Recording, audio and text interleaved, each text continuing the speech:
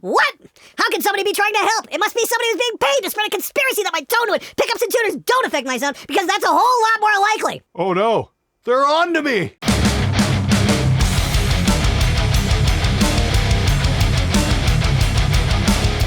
Good morning, everybody. How's it going? Hope you're going to have an amazing weekend. Thought we'd get it started right with a few answers to your awesome questions and even more awesome statements.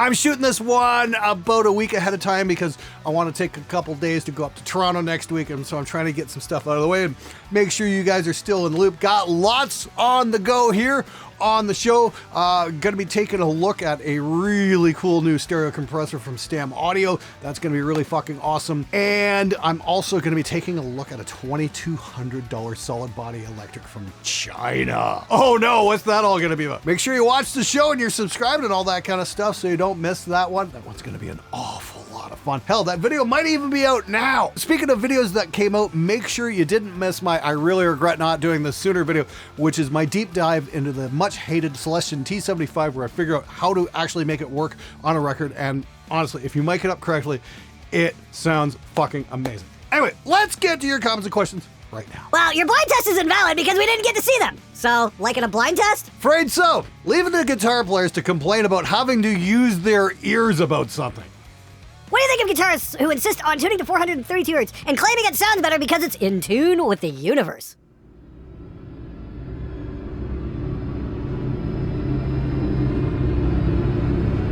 I'm curious to see what you think about Kyle Bull's video where he says he's against swapping speakers and instead says it's better to buy a whole new cabinet with the speakers you want instead. His reasoning basically all comes down to monetary value and the what if I want to sell it dilemma. I personally disagree with his points because I believe we should treat our gear like tools and not as stocks. Interesting to see your take on that. Well, you know, hey, Kyle's a friend of the show. He's a really solid dude. I really enjoy hanging out with him. It was a total blast to get to meet him at GearFest last year, and then we did Gear Street in Germany. That was really, Kyle's just an awesome dude.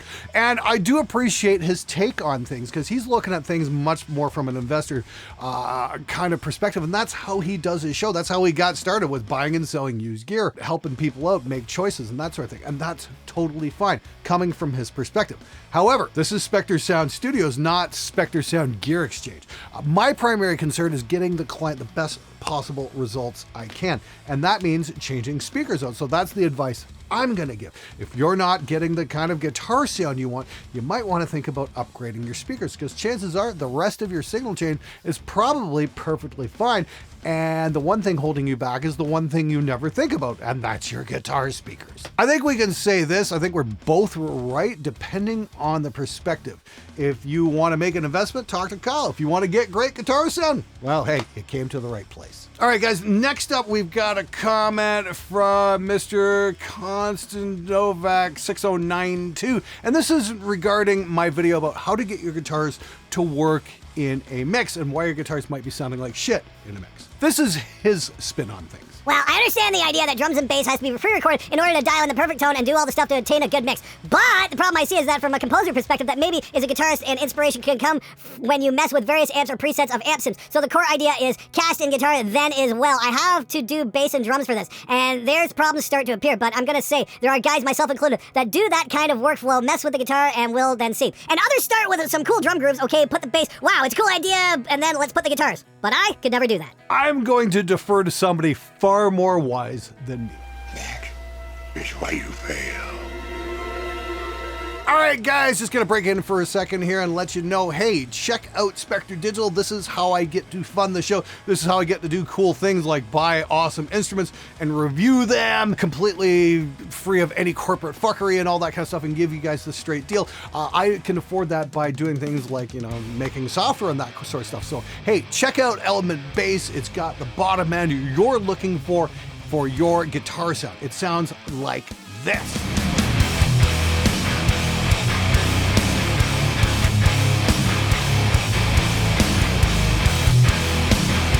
We've also got Extinction Level Event 2.0 out. It's finally ready and it's fucking awesome. That's our drum library. Plus, we've also got the Singularity Bass Virtual Instrument, where you can program and get some amazing results as well, especially if your bass player isn't up to snuff. Singularity won't let you down. Anyway, you can check all that stuff in the description below, or go check it out over at spectredigital.com. Grab something today. You're going to like the results you get. All right, now let's do the butthurt of the week.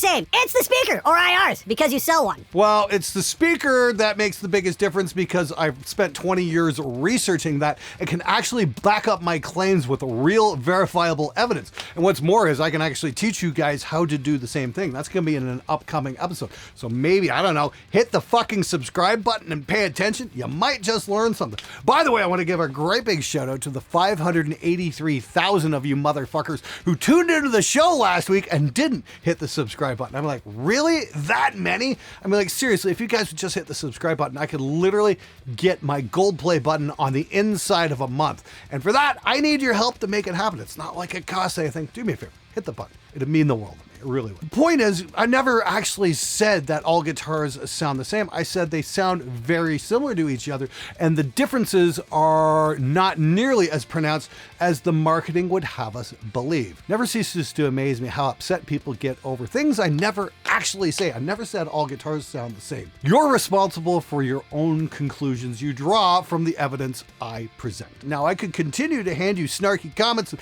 explain to you why you should maybe try paying attention to what's going on, but I think this next guy has a really great point. This might be an issue of sample bias, but I don't really recall seeing instances of folks fixated on picking apart the issues with comparison tests, methodology or otherwise, where the tester's objective is to highlight the differences between instruments, amps, plugins, hardware, pickups, strings, whatever.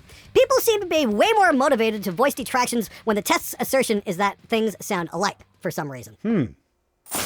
Can't imagine why. It's funny how the people who get told their expensive guitars don't sound that different from other guitars get so defensive sometimes. If you're gonna invest in an overpriced fashion statement for 6-string circle jerkers, then you gotta own it. That's the whole point. They do own it and keep telling us that they own it non-stop. Why? Because writing a song somebody wants to listen to more than once is really difficult. Yeah, come to think of it, it's a bit cringe hearing that from Nuno, my fave. Nobody in my knowledge has ever asserted that they can hear an actual record whether or not the guitar was painted, let alone try to prove the difference. Hell, differences in frequency response may actually be there, but they have to be sufficiently perceptible to the human ear, especially post-distortion, etc., to matter. Not to mention compared to all the other variables in the end-to-end signal chain. But hey, at least he didn't do a Billy Corgan and say that different colored paint sounded different. I should add, I think the concepts of cork sniffing and burden of proof should be the cornerstones of these debates, i.e. base discussions about gear around what's perceptible and not just scientifically, but to our ears. You know, because it's music, not nutritional science. For whatever right reservations one might have about your personal style of delivery or the technical minutiae behind pickups or whatever, good on you nonetheless for championing the little guy when it comes to recording aspirations, especially during the cost of living crisis, so people have a better idea about how to apportion limited funds and time. Hey, thanks so much for writing that in. That's kind of the whole point, is like we tend to get caught up on a lot of stuff as musicians that really don't make all that big of a difference, especially when we talk about recording our music. We obsess about pickups and tone width and all this crap, and you know, after doing test after test after test, it really doesn't make that big of a difference. Now, I will say this, there was one really interesting test that came out a couple of years ago, and this was done by Ola Strandberg's son, and he tested out various woods to see if they did indeed generate different tones. And you know, he did a really great job on it. He took some frequency plots, we got to hear the differences, and yes, there were differences. And this is where it gets interesting, because I'm like, okay, well, what the hell is going on here? Because he's getting all these vast differences, but I'm not. There's two things I can think of. Number one, he did a dead-on scientific test, and I tend to do real-world tests, like what's going to work in the studio, what's going to help the home recording engineer get the results he's after. So they were looking to, highlight, the tonal differences, and that's absolutely fine. So I'm guessing what happened here was that they did what would be a DI recording off a pickup, which is going to give you a much purer version of a sound.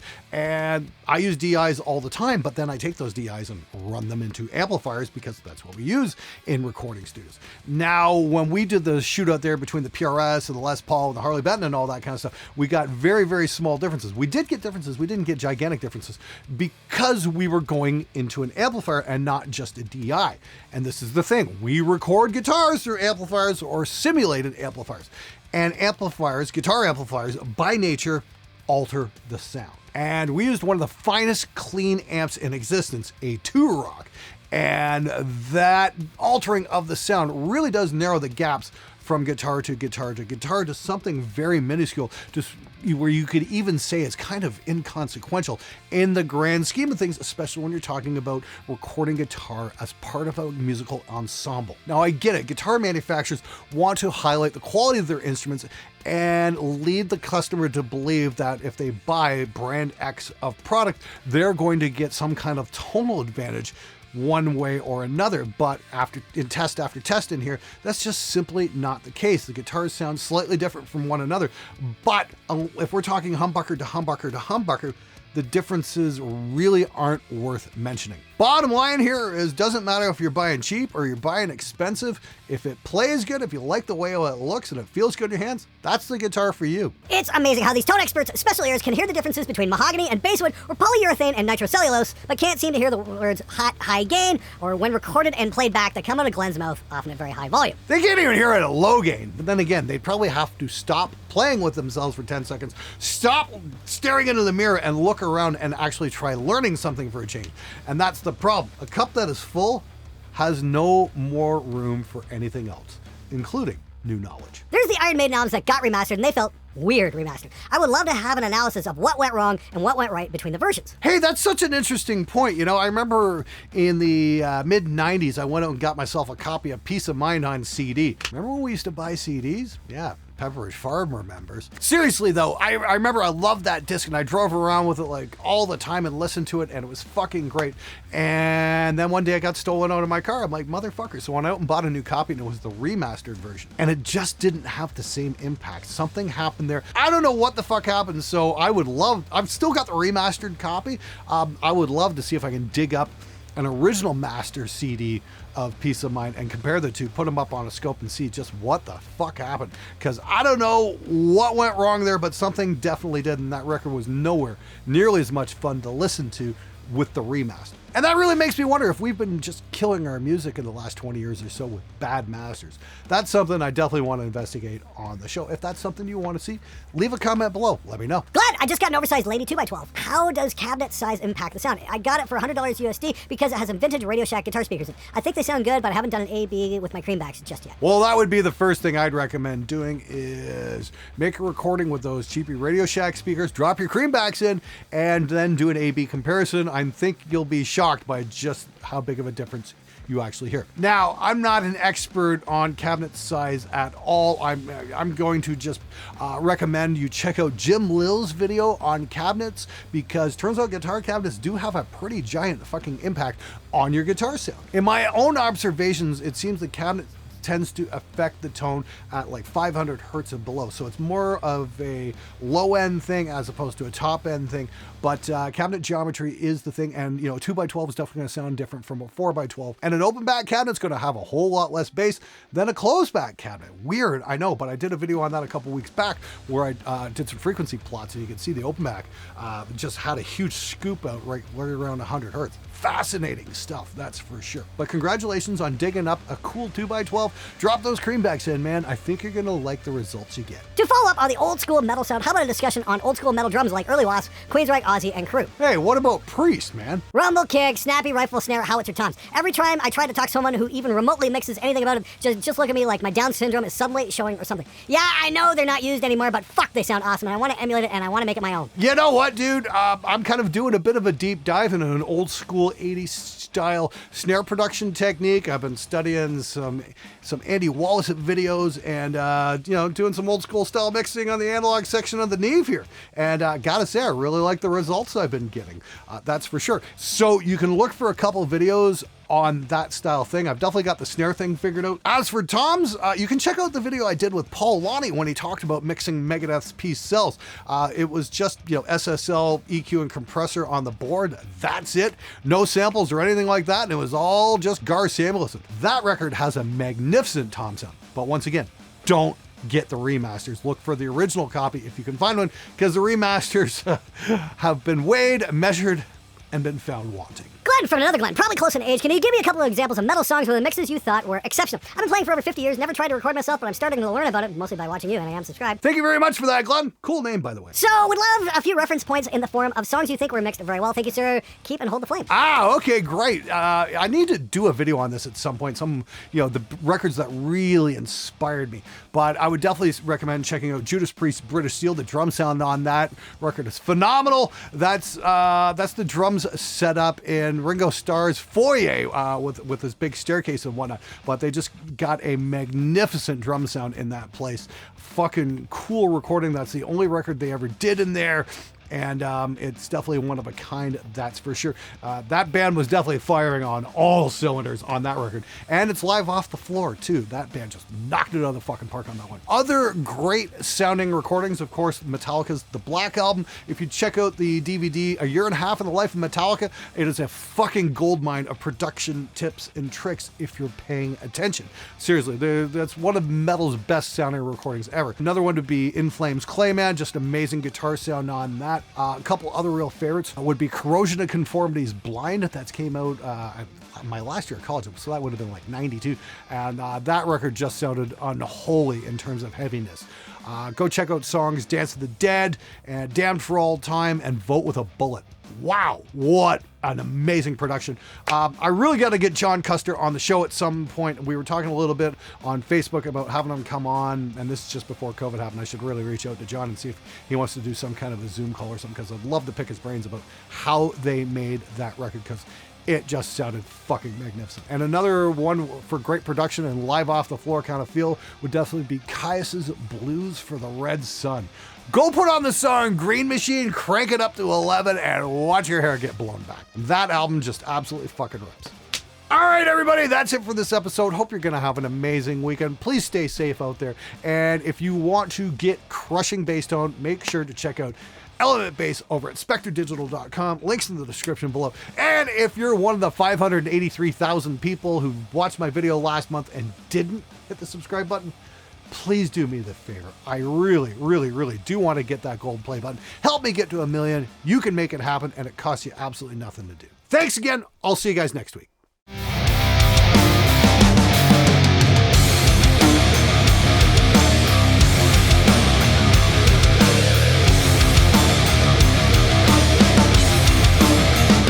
Don't affect me, fuck! It's a Star Wars teachable moment. Okay, great.